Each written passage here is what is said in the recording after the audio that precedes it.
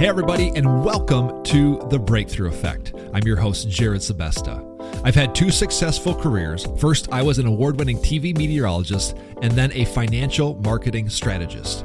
I was living the dream, making good money, but inside I was craving for something more, something bigger. So I stopped deferring life and I started creating exactly the life I was searching for. I doubled down on unlearning old mindsets and creating big breakthroughs for me and my family. And now I'm bringing that same transformation to you. Let's understand the rules of this game. Let's get clarity. Let's stop chasing and start becoming. This is the Breakthrough Effect. I'm aware of what already exists that I haven't been able to receive. So consciousness is increasing that awareness so that we can tap into an availability of resources, energy, love, light, success, abundance that's already there. And I want to keep saying that. That's already there. That we're focused on something else. Or am I tapped into some greater consciousness? Well, today on The Breakthrough Effect, I am talking with a young lady named Tanya Ezekiel, a woman who walked away from the adrenaline-fueled halls of Wall Street, not because she couldn't handle it, but because she was called to something far bigger and far more powerful. As the founder of Conductive Coaching and author of two game-changing books, Tanya doesn't just coach leaders, she rewires their entire operating systems. In a complex world, Tanya has mastered the art of radical simplification, cutting through the noise to help high-performance leaders create seismic impact with half the stress and twice the alignment. Get ready for a breakthrough conversation that will challenge everything you thought you knew about leadership impact and the hidden forces that keep extraordinary people playing small. Please welcome Tanya Ezekiel. Thank you so much for joining me today. Wow, I can't wait to talk to her. She's amazing, I promise. In all seriousness, I'm so excited for this conversation. I'm sure we align in so many ways, and I'm excited to pick your brain. And let's just get right into it, if you don't mind. The word consciousness. You talk about it a lot. I talk about it a lot. Yeah. It's kind of a word that gets thrown around in the world of coaching, personal development. For people that are not familiar, how would you define that term? Amazing. I love how you say it's a word that gets thrown around a lot in personal development and coaching, because I can tell you when I started this 15 years ago, I couldn't even say the word energy without getting like funny looks, right? So first of all, I just want to acknowledge where we are in time and space, that we're able to use the word consciousness, not just personally, but professionally. Mm-hmm. And so what is consciousness? Well, let's radically simplify consciousness. It's awareness. So what am I aware of? I'm aware of what already exists that I haven't been able to receive. So consciousness is increasing that awareness so that we can tap into an availability of resources, energy, love, light, success, abundance that's already there. And I want to keep saying that. That's already there. That we're focused on something else. And we've never had the permission, the way we have today, to ask those questions, to get curious, to wonder, what is it? Where does it come from? What does it mean for me? How do I create? Am I creating by myself, or am I tapped into some greater consciousness? So I love how you said radically simplify, because that's how simple it should be. It should be radically simple. It's what does it take for me to increase my awareness, to expand my awareness so that I'm more conscious and that I'm choosing. I love that we're having this conversation. We're already bridging the gap between, I think, something that was mystical and was for kind of like the weird spiritual people maybe 20 or 30 years ago. Now it's becoming a lot more mainstream. You know what I mean? And now we're applying it to business and just really everyday, I don't say everyday people, but like just everyday Joes can start to like tap into this. And that's a big one. Like, let's go back to that. Because I ask a lot of people, I'm like, do you think the life that you want is already there? And many people do not believe that. What do you tell people that don't actually believe that the things that are destined for them actually exist? I'm careful not to make anybody wrong for whatever they do believe. Because the minute you make someone wrong and you make yourself right, that's actually not consciousness. Right? So I'm right for believing, you're wrong for not believing. I just lost my consciousness. Okay. So along with consciousness and that awareness comes an allowance. And without allowance, you're never going to help people get to where you believe they can go. Now, I can tell you, I've been doing this a long time. Not everyone goes where I believe they can go. And so what do? I have to keep expanding my allowance. I have to keep expanding my allowance, because allowing people to be where they are right now is actually what gives them the safety and the space to become, as you said. And becoming is, it's kind of like jumping to the punchline in the first few minutes of our conversation. But who are we becoming? We're becoming more of us, like of who we truly are.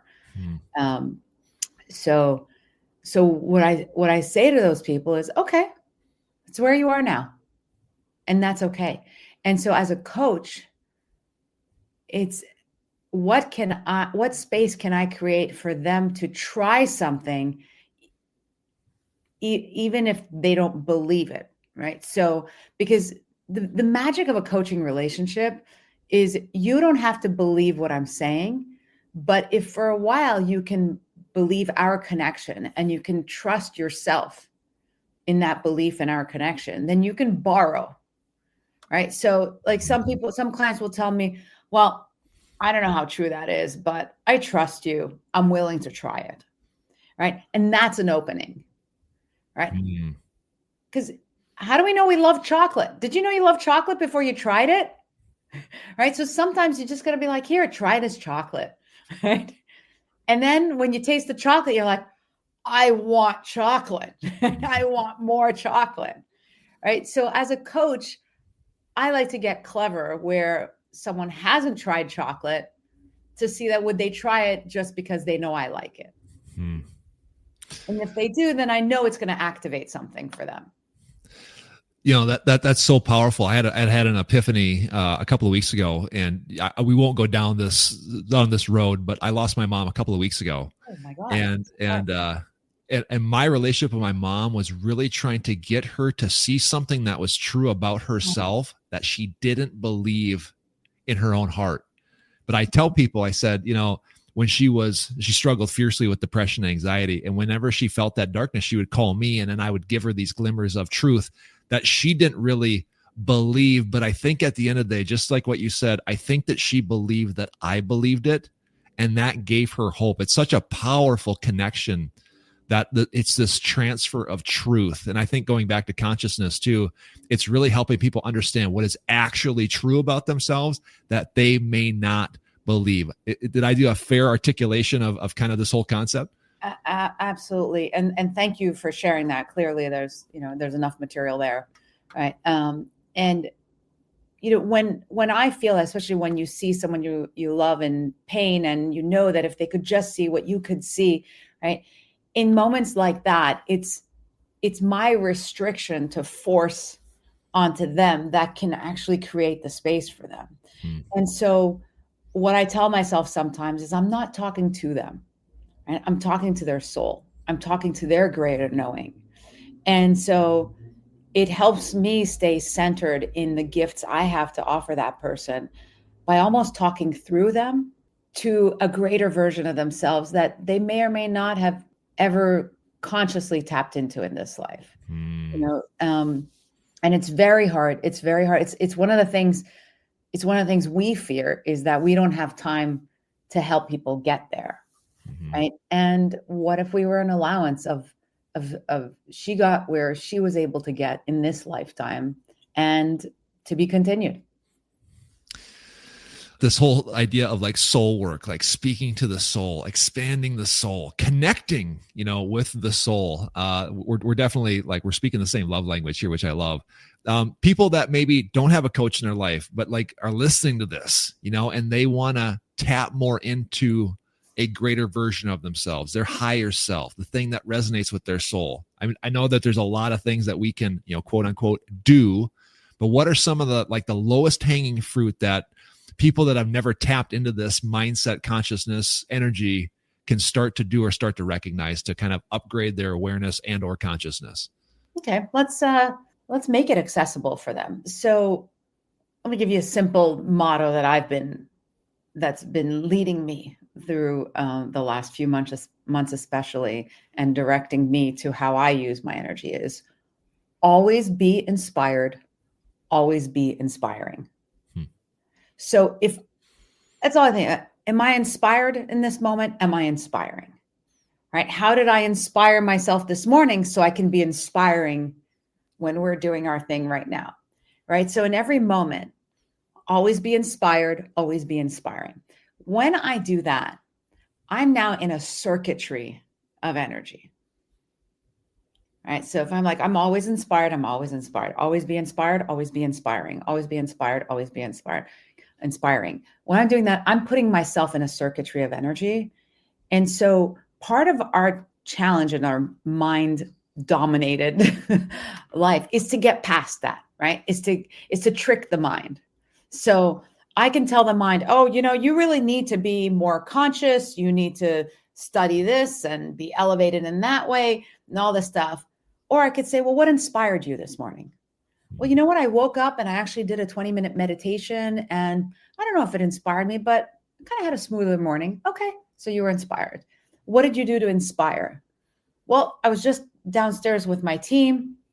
We started laughing about something. I told them some old jokes, and as I left the room, I realized, wow, comedy can be inspiring, right? Because did I leave them in a state of greater inspiration? Did I leave them higher or lower? Right. So how did I inspire them? Now I can inspire them, giving them this big, motivational talk for the morning. It's, just after the mid-morning coffee, or I can lighten up the environment, make them laugh. It's a form of approval, right? It's a form of, we're good here. We got this. We got a chemistry going. And so it's as long as we're constantly expanding the possibilities, what else is possible? What else is possible to inspire me? What else is possible for me to be inspiring? That's where I've radically simplified it the past few months. Am I inspired? Am I inspiring? Which one do people have the most trouble with? I think what people would that you could say, like, go out and be inspiring, lift other people up, have a giving consciousness. But people that like maybe struggle with that intrinsic motivation or inspiration, like, you find that people struggle with one or the other more than the other? I think what people struggle with the most is knowing they can inspire.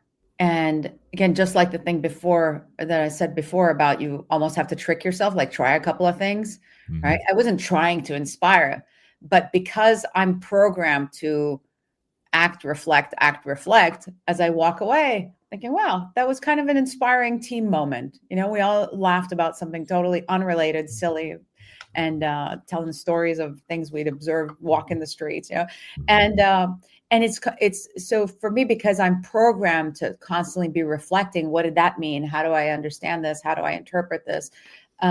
People just don't know that they can inspire.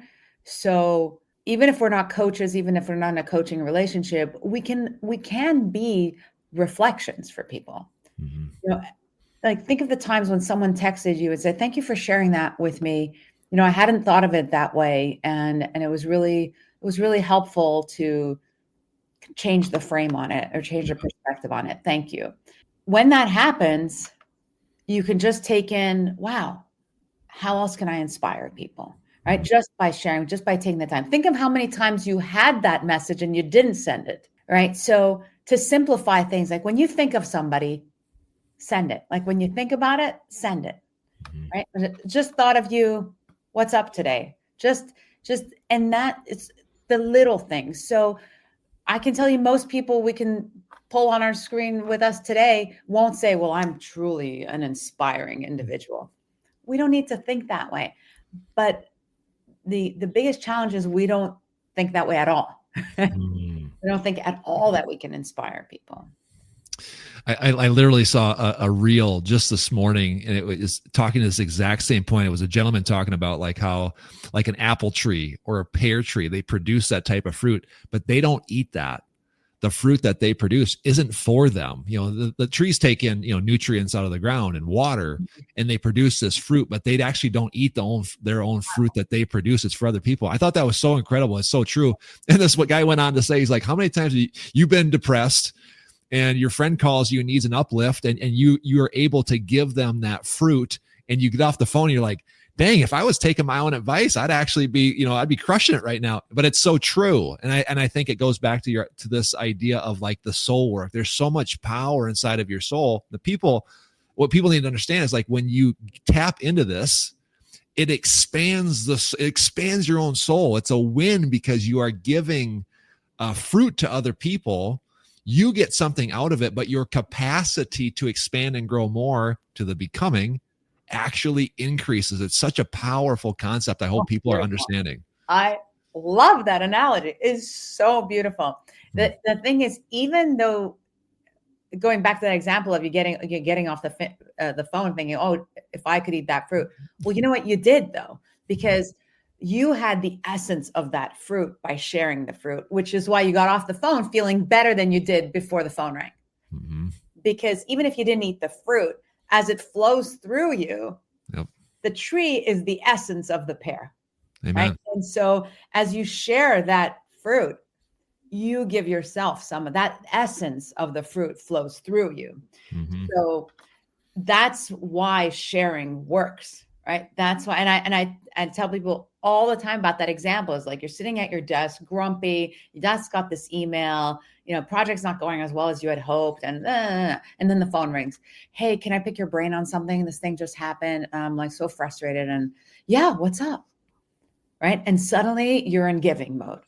Mm-hmm. And when you're in giving mode, you actually can't be in receiving mode at the same time. It's just the energy is going to flow. Now it can switch, right? It can, you share with your friend, they share with you, you create a space for them, they create one for you.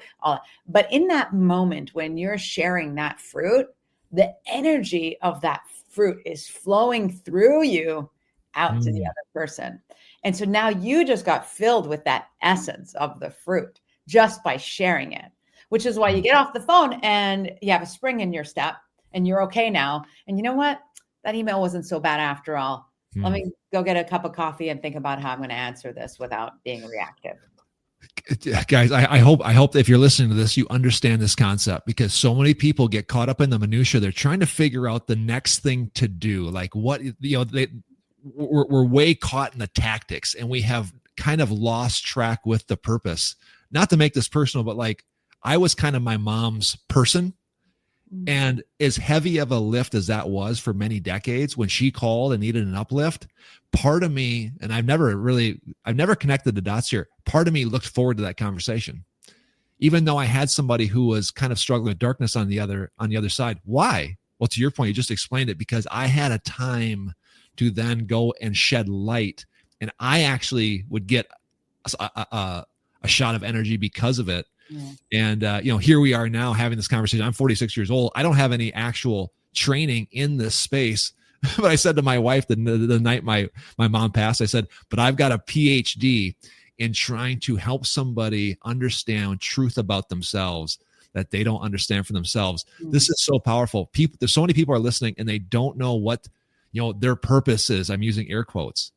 And what you're saying is just go and shine light and take on a giving consciousness, and the clarity will come. Again, am I phrasing this up right? What would you add or take away to that? You're phrasing it beautifully. And the fact that it's backed by your own experience says a lot and gives it the gravitas we need for people to really be able to absorb it. And so what a gift you had to be able to share with somebody. And what also, I want to add a nuance to that, which is when you're giving without agenda, which is really hard to do, by the way, for your mom. So I don't know if it was as easy as you're making it sound now. It's almost impossible for the parent-child relationship to be without agenda, because it directly impacts us. Whatever that person does impacts us. So to try and help your mom, there's days she doesn't receive the help from you. it's You're irritating. Yeah. Cause you're connected to the outcome. Like, let's go down that road. Like, that attachment is such a massive piece to this puzzle. Can you give yet still love and give without being attached to whether they take it or they don't? Holy cow. Let's talk about that. I think you can trick yourself for a while until you build the muscle.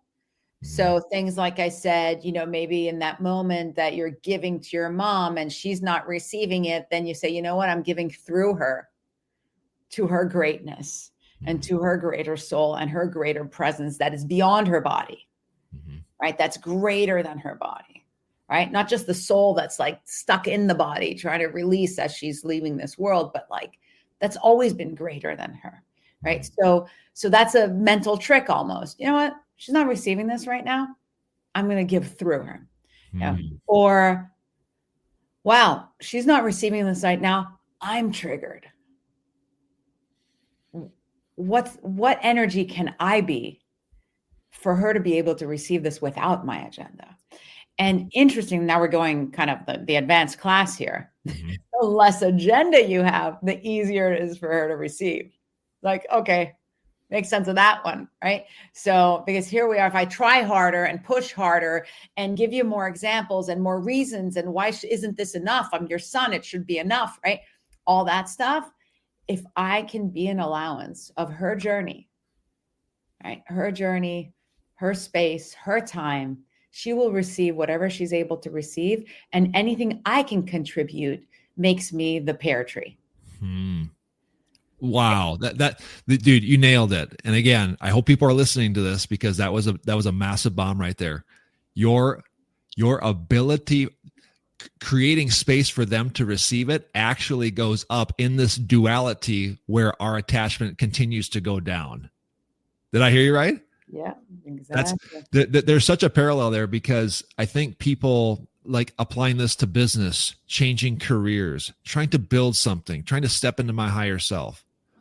If you go into it with the mentality of attachment of like, well, this is to make money and this is to stroke my ego, or if you fill in the blank, but you go into it with the right intentions and release attachment to the outcome, and have certainty that this is working, you are setting yourself up to actually step up and like level up in so many ways. So it's having this like deep desire to help, give, create, reveal, but yet have zero attachment to the outcome. This is truly the breakthrough to becoming kind of like what we talked about. Well, again, what would you add or take away to that? Not much, actually. You said it really well. Thank you for articulating it in that way. The duality is also between the being and the doing, right? It's being the space for someone you care about, and whether it's at work or it's a colleague or it's someone who works for you or it's a mom or a child, it's being the space for them as opposed to doing the thing that you want them to be able to do, yes. Right? Very hard. Again, I'm a parent. I can tell you it's the hardest, hard you are too. It's the hardest part, right? It's to like, no, you got to do this. You got to do this. Okay. I'm just going to let go. So hard. But the more you do it, the more intuitive you get about the energy you're creating. And that's actually what gives you confidence to do it more that way. Right? Is so when you're trying to convince somebody of who they can become in this lifetime and they're not receiving it. And in that moment, you step back and say, what if I were an allowance completely of my mom just as she is? And then you watch her shoulders just drop and you're like, wow, that worked. That worked. That's where the magic is. And I do want to come back to this purpose thing. So, because you've hit on it a few times and I don't know if you want to transition there right now, because I hear that a lot. Oh, what's my purpose? What am I here to do? And looking for the purpose is a form of perfectionism. And perfectionism doesn't get you there. So it's almost like, I don't know if purpose has a plural, but what are my purposes, right? What are my purposes? And one of your purposes was to be that son. Now, if you said, oh, that was my purpose, then you're done. Jeff, you can call it a day, right? So you can't say that wasn't your purpose, right? So because that's not honoring enough of who you were and who you became for someone you loved. So I think the first thing is, can we back away from this one purpose I'm here for? Because it's just too much pressure. It's way too much. Yeah. It's too much pressure. It's also, ironically, turning a right brain magic into a left brain function, and here's what I became really aware of the past few months, especially as my business is growing fast. I'm adding people to the team. The books are taking off, and I'm in this like really like fun, excited, creative space, and yet got to keep the train on the tracks, right? Every day it's like, all right, all these things have to be done, right? And feel like I just want to be this energy that I am right now with you. And we got to keep it on schedule. And after and these emails have to get answered, and these contracts have to be signed, and these pitches have to be sent. So what I realized, which was really interesting, is this awareness of my right brain and left brain functions. And here's the interesting thing. I can go from a right brain state to a left brain state like this. It's like one email, one thing that requires reading and signing, one set of numbers that needed to be added up to price a proposal. And I'm like, boom, right? In my linear world. To go back, it could take days. It could take days before I'm back in this way. The juices are flowing again. I have these ideas. And so to really be greedy about the spaces we create, the times we create to be in those spaces, the awareness I have of like, right now I'm in a state, like, for example, the best thing to do after getting off a conversation like this with you would be to go create something, right? Write something down. And now that's not for everybody, by the way. This is how I fuel my system. This is how my system gets fueled. And you might be the same. It's not like that for everybody. Somebody else might say, well, this was a lot of work and effort, and for me to stay in this state, I have to go have 15 minutes of quiet after this call. But that awareness of your operating system is so important. That's actually what's going to lead you to your purposes. Oh man, it's so powerful, because I can hear on the phone, somebody over the phone, not even a Zoom call, the heaviness by which they're trying to find, and I'm using air quotes for people that can't see me, trying to find their purpose, or find their next job, or find the next career move, or find the next opportunity. And as soon as there's that heaviness, to your point, you have now switched brain sides, and now it's about the minutia, and you've disconnected from the purpose or the source. And for me, being a heavy, you don't know my background, Tanya, but like heavy logistical grinder my whole life. Wow. How powerful to tap into that feminine spiritual purpose side, the real kind, on top of the grind. And again, to your point, that's how you find the purposes. It's stepping into that. It is so incredibly powerful. Thank you for sharing that. Because that's the edge, right? The edge is saying, wow, I can build structure. I can build processes. I can get from A to B. And when I see that as empowering and enabling as opposed to draining, then I can maintain my space, right? So it's who can I be and become and leverage the unique skills I might have, like you said, like a logistical powerhouse. How can that support my creations? Yes. I want to touch on this. We need to land this plane, but I really want to touch on this. You left your Wall Street job.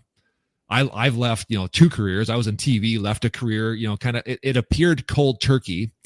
A lot of people are like, what did your wife think? And how did you pay your bills? Again, they're thinking logistically. Walk me through that transition when you left. What was going on the inside? What was happening in the spiritual for you to get to a point where you knew it was time for you to make a massive transition? Well, there was a catalyst, of course. And so I had been on Wall Street for 15 years. just almost like one day, although of course nothing happens in one day. A tipping point happens in one day, but not the whole process, right? And I come across The Power of Kabbalah, which is a book that someone recommended I read. Next day, I walk into the Kabbalah Center, and I never walk out. I literally just walk in and feel like I've had my head in the sand, because what got me, to that point was just like the grind. And you know what? The grind works. That's right. I don't want to diss the grind. Mm-hmm. The grind works, right? And it works for a certain amount of time, for a certain amount of sweat. It works for a certain part of your career too. We're not at the ages where the grind works best anymore, right? So now we need an edge, right? We need the edge to add to the grind. And so the grind works. And then at some point it's almost like the input and the output the ratio changes, right? You need to put a lot more in to get the same amount out. And that's when you start really thinking about how, what's going on here. Now, I didn't have that awareness, of course, but Kabbalah introduced me to consciousness. I don't know what consciousness is. I try a few things and they say, don't believe anything, go try it, see what happens. I start applying things in my life, and suddenly I get more ease in my life. Mm-hmm. Like things are just easier. Suddenly I have an insight, or like I think of someone and the phone rings, and some like stuff like that starts happening. Right. And it didn't take long. I had signed up for a 10-week course, which you can still do today, a 10-week Kabbalah 1 class. You can do it online. You can do it in person. You can do it at your own pace. And 8 weeks into the class, I walk into my job and just walk out in the middle of the crisis. Summer 2008, people are like, you crazy. Everyone's hanging on by their fingernails. I'm like, I'm out of here.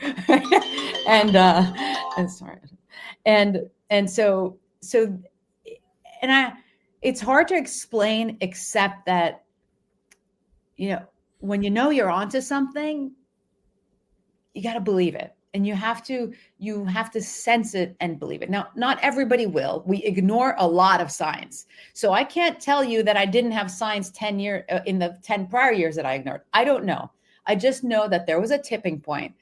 And when I got to it, it was so strong that I knew I had to know more. Now, I approached it as I need to learn more.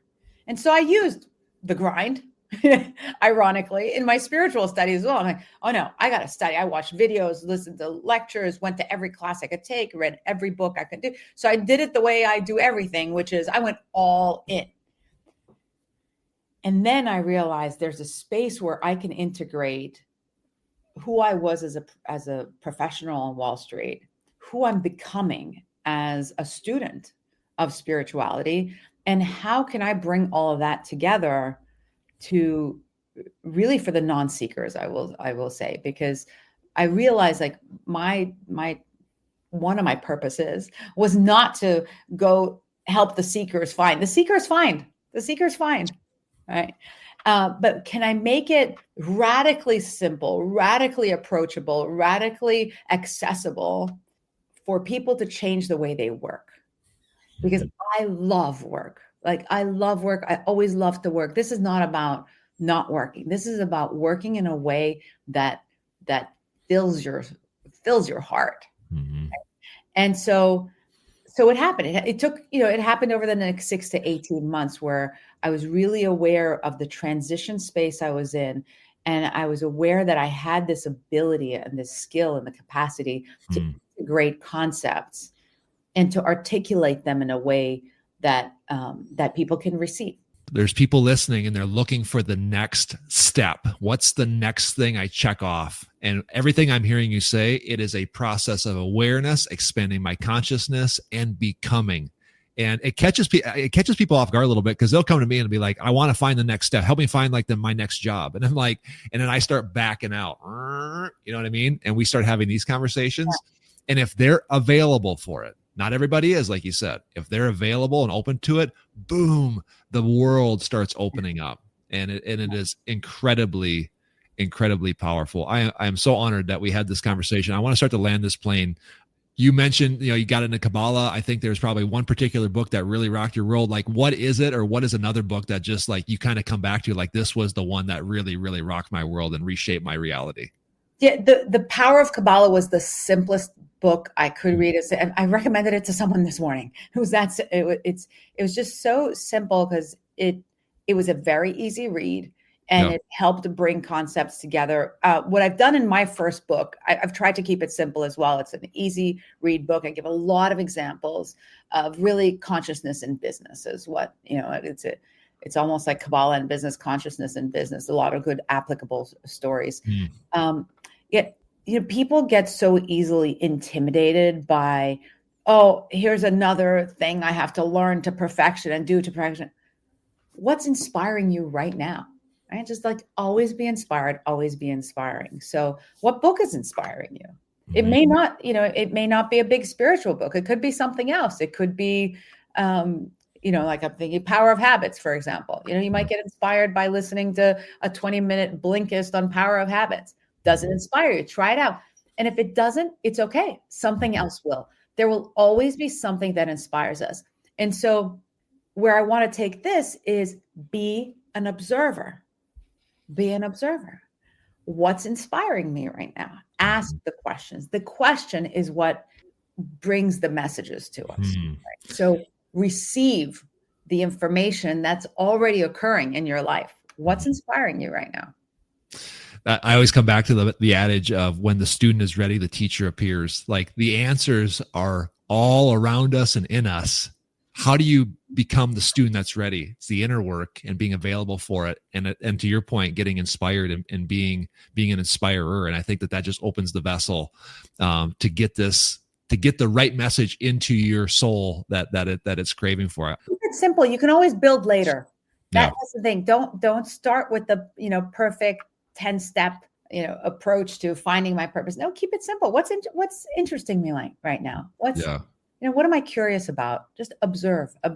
And when you observe, just note, I noticed that, I'm suddenly listening to podcasts about, women training in their 50s. That's interesting. Just observe. Absolutely. How am I going to help people? How does that help people? I find myself at dinners talking about that now. Can I inspire other people to, to weight train in their 50s? I don't know why. But I take it lightly. Keep it light. When you get curious, it leads to the next thing and the next thing. And again, this is how we unlock these new levels of expansion. One last question. I'm going to get you off the line here. What's one trigger that you still struggle with and have maybe struggled the most to master?